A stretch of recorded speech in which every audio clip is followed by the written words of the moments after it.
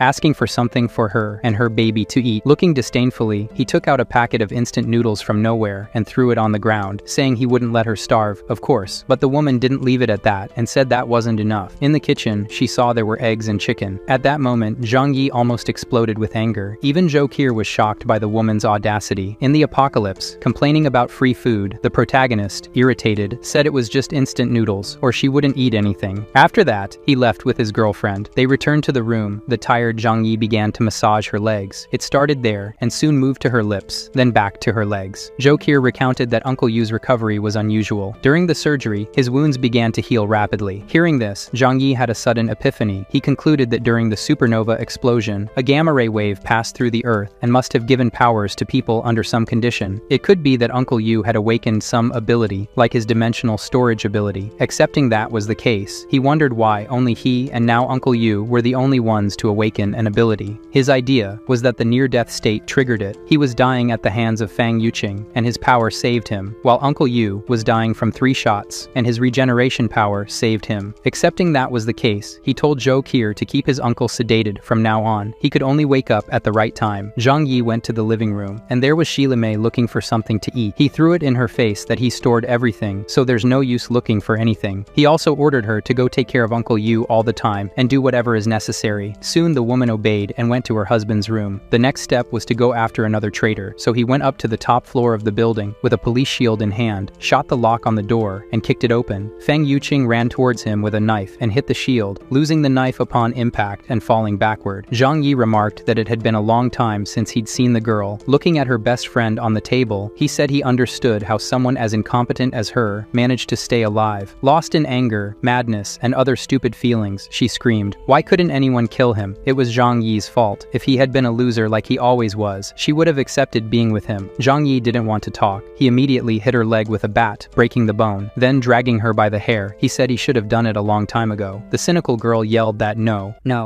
Fang Yuqing regretted it, not her older brother Zhang Yi. The protagonist let her go from the top floor and watched her fall heavily into the snow, contentedly watching the young and innocent Fang Yuqing lying in the snow. The next morning, at his house, Zhang Yi went to check on Uncle Yu in the room. Unexpectedly, his recovery speed was several times faster than that of an ordinary person. In just one day, his bullet wound had healed. Zhang Yi asked Zhokir to monitor his condition until he fully recovered to be sure. She then administered a sedative injection to Uncle Yu, as usual. At that moment, Zélie Mei approached and asked Zhang Yi to go to her house to get her phone charger and the baby's diapers. He looked at Uncle Yu and remembered that people in a coma are said to hear everything said bed around them, so he was kind to the woman and said he would do it after he finished something urgent. Leaving the room, Zhang Yi said it was time to eliminate the opportunists. He went outside to set more buildings on fire while saying to himself that this was to eliminate potential threats. Zhu Hao, who had been beaten up before, realizing Zhang Yi was approaching, came forward and said he had valuable information for his older brother. Zhang Yi smiled, thinking he already had practically everything he needed. What else could be important? Big brother Zhang Yi, have you heard of Wang Simon, the richest man in the city? He built an underground shelter called the Doomsday with $200 million.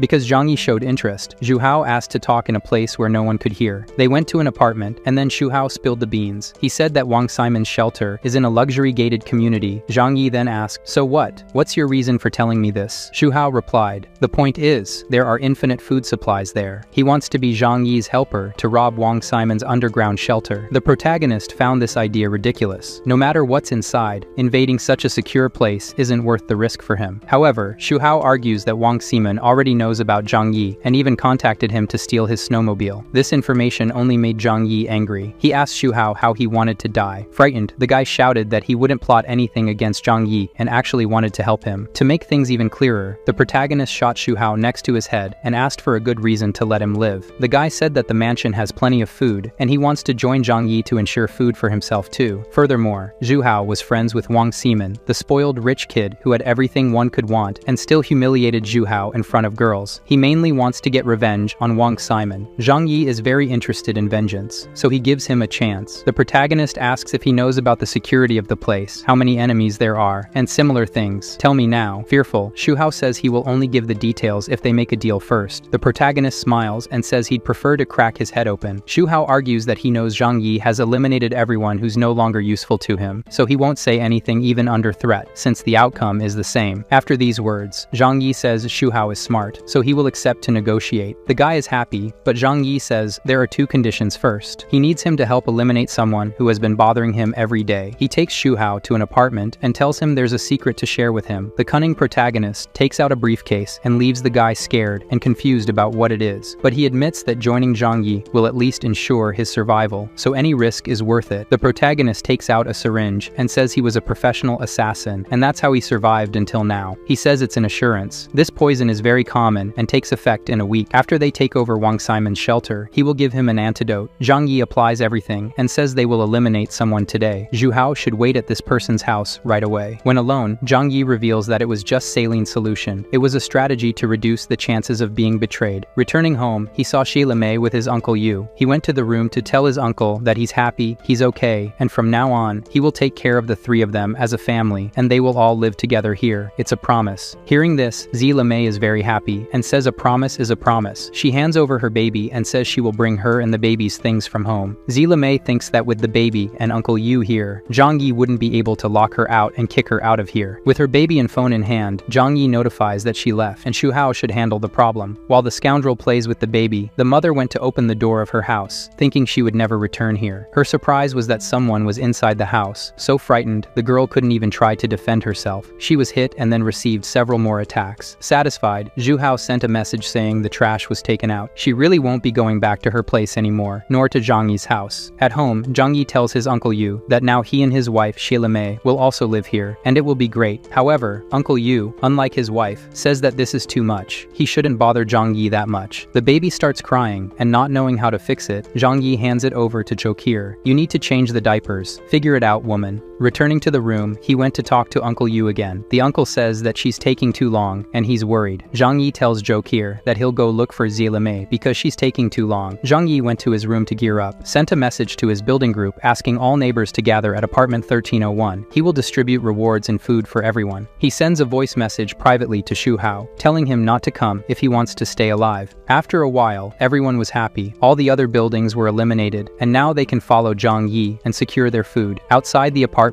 the protagonist hears that everyone is there. He doesn't enter, throws 2 grenades inside, and closes the door. Everyone was happy, and out of nowhere, 2 grenades appear. There wasn't even time to blink, and everything went up in flames. The door was completely destroyed. Zhang Yi, hoping he had protected himself with the shield, entered the room to check the chaos. Everything was in pieces. One of them who survived, angry, asks why. They all helped him so much. Why kill them? Without mercy, Zhang Yi says that he helped everyone survive, and now they owe their lives to him. He's just taking what's his. After erasing all the residents of his building, the protagonist protagonist says that now he has killed all his enemies from his past life except for Chen Zhang because of Zhou Qier. Back home, he goes to talk to Uncle Yu and says that there's trouble. Their neighbors rebelled and eliminated Xie Li Mei. They were planning with leaders from other buildings to eliminate us. Zhang Yi says he took care of them, but some escaped. The uncle, crying, says it's his fault. Frustrated, he punches the bed and makes Zhang Yi think that his power, apart from healing, is super strength. He tells him to calm down. Zhang Yi says he's also to blame for this. This world is very cruel, but he'll get a new woman for him, and she'll be very attractive. Don't worry, this leaves the old man all shy. One last problem for Zhang Yi is the baby. Zhou Qier says he won't stop crying, and nothing works now. With his eyes, he asks if she has used that. She feels embarrassed, saying that's enough. These are only for Zhang Yi's use. The protagonist says he will get someone who can breastfeed the baby. We didn't see if he talked to Uncle Yu about it, because in the next scene, Zhang Yi was going with the baby to Li Jian's building. Maybe this was the only one the protagonist didn't burn. He called for their leader, Li Jian, and told him he needed him. Zhang Yi asks if he's not afraid. Li Jian says he is, but it's also useless to run away from him. Moreover, coming like this with a baby in his arms doesn't seem like he was here to kill them. He asked them to find a mother to take care of this baby. There's food here for a while, for whoever takes the child. Zhang Yi says he won't do anything against him and his building because he truly knows they won't try anything against him. Li Jian, not very grateful, says he will take care of the child. He even runs to a woman, hands over the child and the food, and tells her to take it because everything here is truly shared. Observing how many people are alive in his building, Zhang Yi asks how they will survive when their food runs out. Li Jian says that when there's no food, they will die with dignity. The protagonist says that the food problem can be solved with the things he burned before. Li Jian firmly says no, and despite everything Zhang Yi did to corrupt Li Jian, he never faltered once, so Zhang Yi says he admires him a lot, and Li Jian also says he admires how Zhang Yi has the power to keep those close to him alive. Thinking for a moment, Li Jian wanted to ask a favor of the protagonist, but Zhang Yi stops him and says no. However, he continues, and says that the protagonist used to deliver food to all the buildings before, so now that there's only one building left, why not help them? Zhang Yi just refuses and leaves, but after thinking for a moment, he changes his mind a little. He says that if he helps his people for a while, everything will go wrong and they'll end up like the other buildings too. Instead, he gives them all the seeds he had. If they manage to plant them somehow, they will be able to rely on themselves and not on others. These seeds are the last thing they received from him. For the first time since the snow apocalypse began, Zhang Yi helps someone without any ulterior motives. Li Jian asks one of his residents if it's possible to cultivate it, and an elderly biology teacher says it's not impossible. Maybe there's a small chance of success. Meanwhile, in his luxury home, Zhang Yi mentions that the neighbor's issue has been completely resolved, and now the goal is to get their hands on a new fortress. After a while, Zhou Qier returns home and asks if he's finished his work. Yes. Taking off her coat, she asks what he wants to eat. Zhou Qier, all innocent, starts preparing in the kitchen, and the mischievous protagonist holds her back and says she should guess what he wants to eat. She feels awkward, mentioning that her uncle is in the next room, but Zhang Yi says the house has soundproofing and thermal insulation. The next day, Zhou Qier, very tired from all the effort, continued sleeping. Zhang Yi sends a message to Xu Hao, "Come to my house now." It didn't take long for him to arrive. The same person who not long ago was being kicked by others on Zhang Yi's orders was now in his warm house. Out of respect,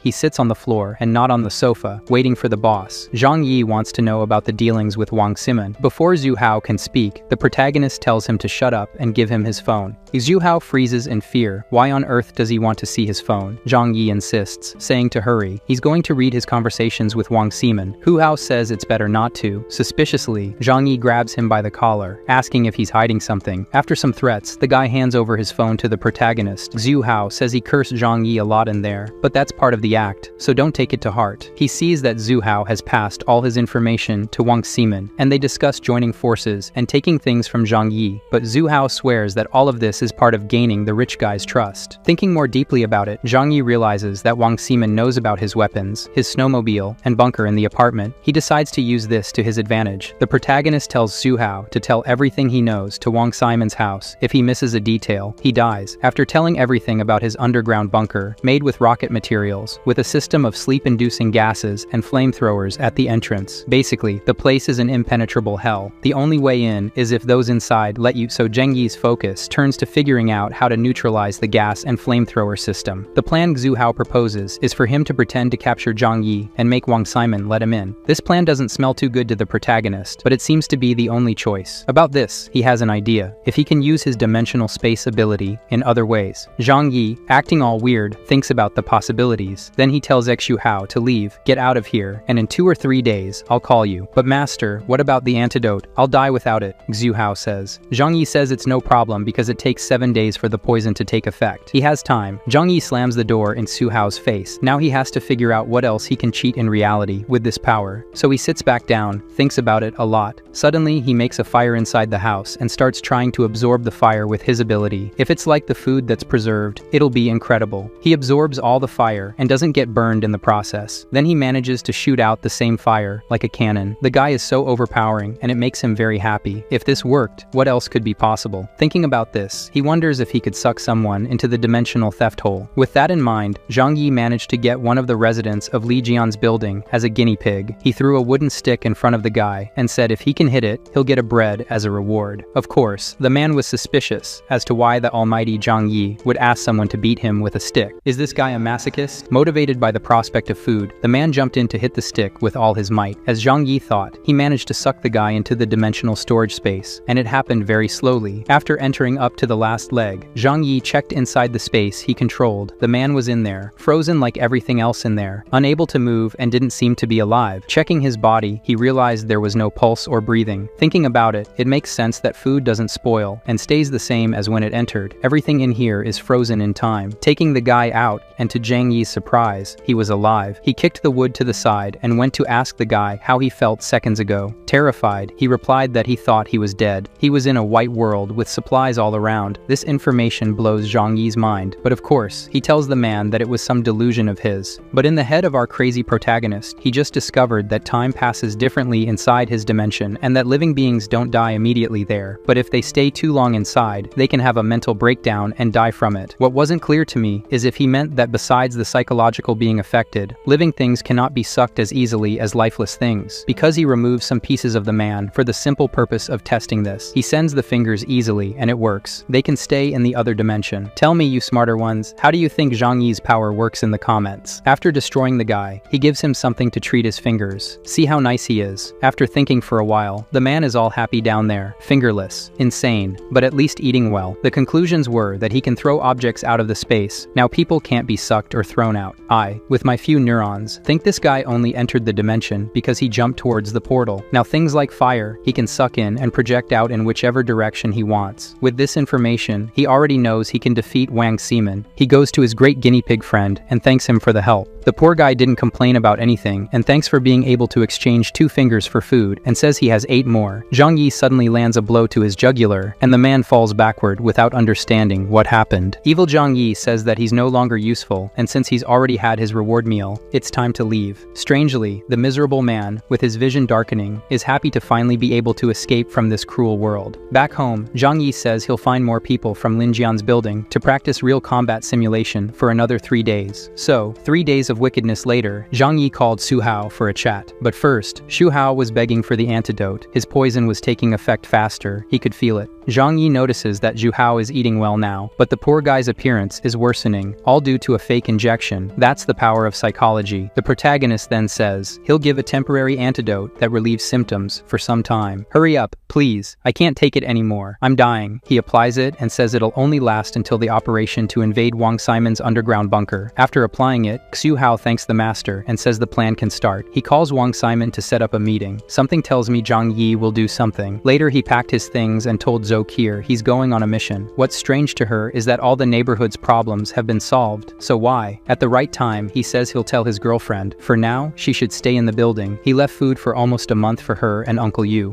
Worried, our lovely Zhou Qier tries to stop him from leaving. It's always dangerous outside. Her man then says he's the danger out there. He gives her a sweet kiss and says everything will be fine. If that's the case, she calms down. Our Zhou Qier is a bit naughty, guys. The mission now is to go to the bunker, but unlike what we expected, Xu Hao is tied up behind. The protagonist explains that they have to keep up appearances. The two walk into the city. After a while, they reach the condominium area, which was the city's richest region. Zhang Yi says since it's the highest place in the city, not even the houses were covered by snow. I didn't quite understand how it works, but the topography of the place makes it snowless. From the entrance of the condominium onward, they go on foot. They won't take the snowmobile to Wang Ximen's house. A woman in one of the houses noticed the duo's arrival on a snowmobile. Looking at her empty house without food, she thinks this must be be her hope. When they arrived in front of Wang Simon's mansion, it was already dark. In front of the house, Zhang Yi tells Xu Hao to go call the rich boy. Scared of taking a bullet, he goes to the camera to say, "Incredible, legendary, rich and handsome Wang Simon. It's me. I came for the meeting to negotiate the snowmobile." On the other side, the rich kid doesn't understand why they're here today and not tomorrow, which was the agreed upon day. Furthermore, the snowmobile isn't with them. But anyway, Xu Hao says to brother Wang Simon, "Please let us in. This is a unique opportunity to get what you want." Wang Simon makes it clear that if they try anything, they'll be eliminated. Entering the mansion, Zhang Yi realizes that the apartment doesn't even compare to this. Xu Hao goes ahead, afraid of getting a headshot. He says that after that door is indeed his house. They keep walking. The millionaire Wang Simon presses a little button on the computer, and then in the security corridor, defense mechanisms are activated, and gases are injected inside. In the rich kid's cameras, the smoke filled everything, and the screams he heard from the two were of desperation. Upon realizing that everything fell silent, he says it's time to treat the guests very well. What you can't perceive is that within the smoke curtain, Zhang Yi was wearing a gas mask and sucking all the smoke into the dimensional theft space. After a few minutes, the door opens. The plan is to shoot him when he approaches. But to Zhang Yi's surprise, the rich boy didn't come, so he pretended to be unconscious and angry with Xu Hao, who said that only Wang Simon and the beautiful girls lived here. The heavily armed guy knocked on the protagonist to make sure he was knocked out and threw him on the bunk. At that moment, Zhang Yi realized that this person is a famous TV actor and must be Wang Simon's friend. Inside, he threw the two of them on the ground like garbage bags. He tied them up while remarking that the security system was truly incredible. The rich guy remarked that it was obvious, as the bunker cost $1 billion to make. Leaving the two behind, they discussed how Zhang Yi had hidden the snowmobile nearby, so he would go look for it. While the two talked, Zhang Yi released the gas he absorbed in the perfect direction toward the guys. "Hey brother Lin, why are you falling?" "I'm not, but why are you shrinking?" As the men fell to the ground, Zhang Yi had already freed himself. Xu Hao and the two wealthy men were unconscious from the gas, and he was now free. The first thing he did was tie up the two and take their weapons. The guys used gold-plated Desert Eagles. Zhang Yi applied the law of communism and took them for himself. All the places were fancy and large. Walking through the rooms, one of them had an indoor plantation, now clearly belonging to Zhang Yi. Going upstairs, he found game rooms, in one of which were the beautiful girls Xu Hao had mentioned, but it was strange that they were all unconscious. In another room labeled dogs and cats, there were the sights they were seeing and tied-up cosplayers, clothes strewn on the floor. One of them was awake and crying, begging for forgiveness from Mr. Wang Simon, saying they were wrong. Holding onto her legs, she said they just wanted to go out for a bit and could do anything he wanted if he let them. Without heart or empathy, Zhang Yi kicked the girl and said that now he had an idea of what was happening here with the others. A few shots, and the place fell silent. Now in the surveillance room, Zhang Yi said the heart of this madhouse must be here. All the cameras and environments were controlled from here. After walking through the other 200,000 rooms, many of which only opened with a password, he gave up and went back to wake the two rich men up with water in their faces. "Are you awake?" Not understanding how this happened, the rich guy freaks out. Zhang Yi then makes it clear that a magician doesn't reveal his tricks, and now has something more important to discuss. He asks if Wang Simon wants to cooperate with him or not. The answer is yes, as long as he doesn't hurt him. Zhang Yi's condition is to live here with Simon, which shouldn't be a problem in such a big house. Surprised, Wang Simon asks if the protagonist only wanted to live here with them, not kill everyone and take over the place and its girls. He says no, that here is too big to live alone. It would be lonely. Wang, all happy, says that if he wants to be friends, he can. Zhang Yi says that the snow won't last forever, and when it's gone, a poor and unimportant person like him being friends with someone as rich as Wang Simon is the best thing to do. Simon agrees, but internally, he thinks about how Zhang Yi is too afraid to kill him. To release the rich guy, Zhang Yi's condition is for him to teach him how to operate the house's security system, to give him the passwords and everything else. As he has no choice, Simon tells him to promise not to hurt him after he does that. Zhang Yi promises that after that, he will let him go. "I don't kill innocents." With no choice, Wang Simon agrees. In the control room, the rich guy teaches Zhang Yi everything, including the passwords and the instruction manual. With all this, Zhang Yi is sure he can control the entire house. If that's the case, brother Zhang Yi can release Simon. He smiles maliciously and agrees. Zhang Yi takes out a knife and cuts Wang Simon's vocal cords. He calmly tells him to breathe slowly, assuring him that the pain will soon fade away. He truly soothes the man, allowing him to peacefully transition to the other world. Simon, now voiceless, wonders why he's saying all this to someone he just deceived. Zhang Yi, as if reading minds, remarks that there's no point in keeping a worthless piece of crap alive. Perhaps it's because of the girls he saw inside. Yeah, that must be it, folks. After disposing of the two, Zhang Yi cleans up the mess that leaked out from Wang Simon and his friend. His dilemma is what to do with Xu Hao, who helped a lot, and everything went smoothly because of him. While contemplating, young Xu Hao opens his eyes and catches sight of the scene the protagonist wanted to hide, him cleaning up the aftermath. However, upon being released, Xu Hao is simply happy, so that miserable Wang Simon went to hell, well-deserved for all he did. Zhang Yi points to a backpack full of food, saying it's his reward for a job well done. Upon hearing the word food, the man rushes over to see and starts eating right there. The issue is that Zhang Yi mentions the house's power won't last long with the generators here, and the food is running out, so that's all the reward he can offer for taking over the bunker. Xu Hao, upon hearing this, refuses to accept and questions if he heard correctly. The protagonist confirms it, explaining that Wang Simon lived here with many other people, and they consumed everything in the house, probably because of all the women. I think it's true. However, Xu Hao doesn't believe it, accusing Zhang Yi of hiding the good stuff from him and not sharing properly. Angry at the situation, he kicks the food backpack and says he won't accept it. He provided the information about this place and took risks for such a meager reward. Xu Hao claims Zhang Yi is lying. He advances towards the protagonist with hatred, saying that if that's the case, it's better for Zhang Yi to kill him, or Xu Hao will spill everything about Zhang Yi to the others, the supplies and powers he possesses. If not Xu Hao himself, someone stronger will come to defeat him. In anger, Zhang Yi shoots Xu Hao in the chest. He falls to the ground, unable to react because he's stupid. Zhang Yi simply says that anger doesn't make you stronger,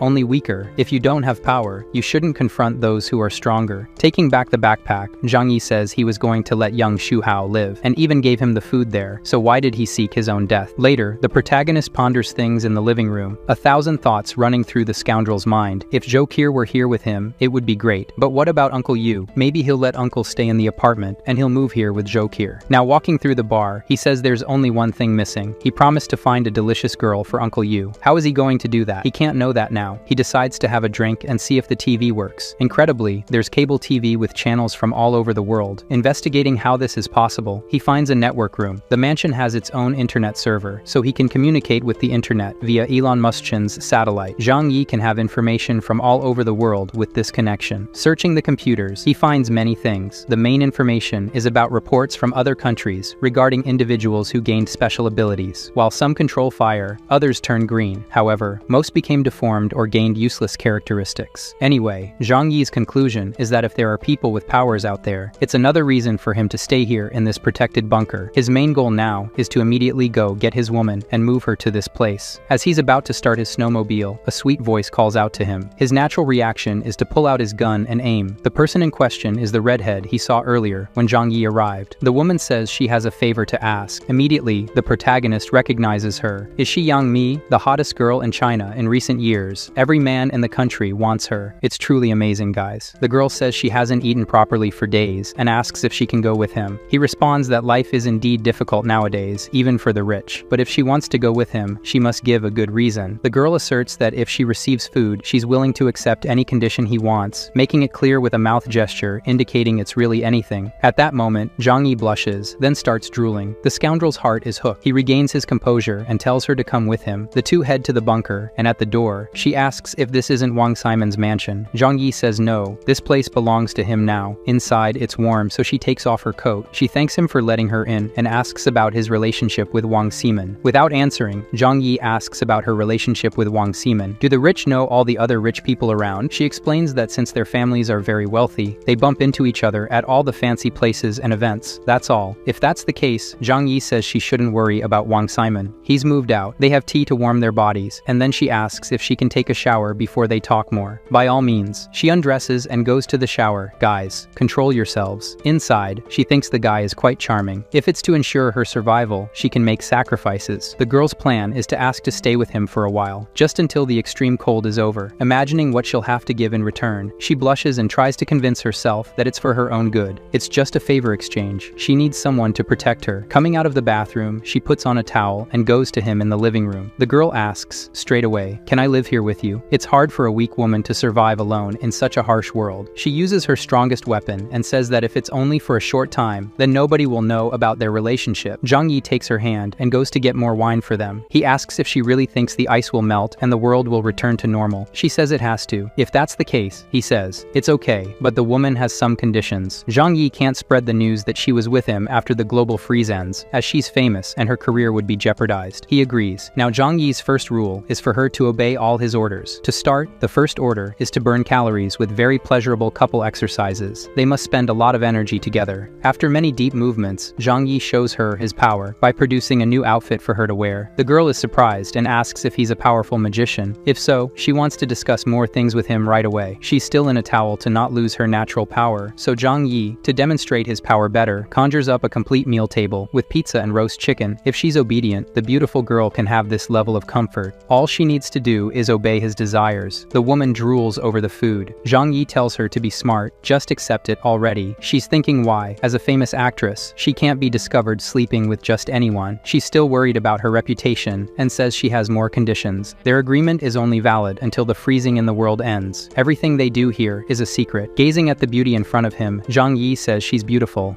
The girl's second condition, which she says with embarrassment and fidgeting, is that she can't be forced to do very perverted things. He has to accept that, and then they can have a colorful friendship. Zhang Yi comes close and says she came to him for help, so she can't ask for too much. Plus, if it's enjoyable for him, it will be for her too. He opens the gates for the girl, while she's still hesitant, but in the end, she accepts everything.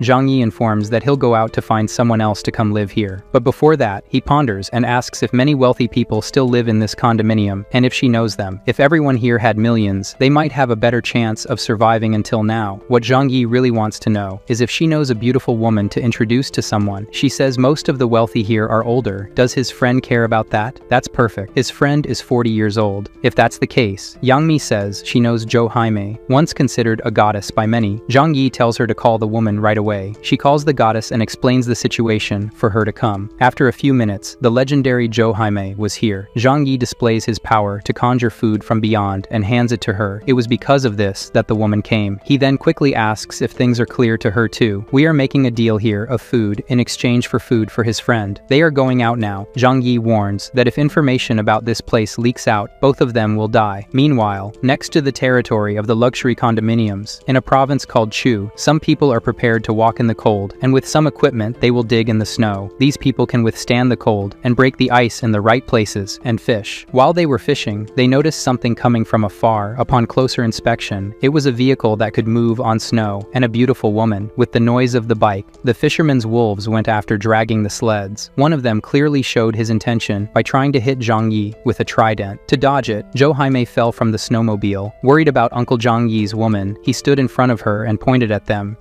Are you aware that I'm armed? The confident lunatics ask how many bullets he has. Can he take them all down? In exchange for this snowmobile, they'll take the risk. Incredibly, Zhang Yi tried to argue that he doesn't need to kill everyone here, but if they did something, it would happen. One of the men says that if he leaves the snowmobile and the woman, he can leave alive. Zhou Haimei behind thought this was a real possibility and got scared. However, firmly Zhang Yi asked if they were crazy. Thank you for watching. Don't forget to subscribe to the channel so you don't miss out on upcoming videos. Leave a like if you enjoyed it and share with your friends. See you in the next video. Bye for now.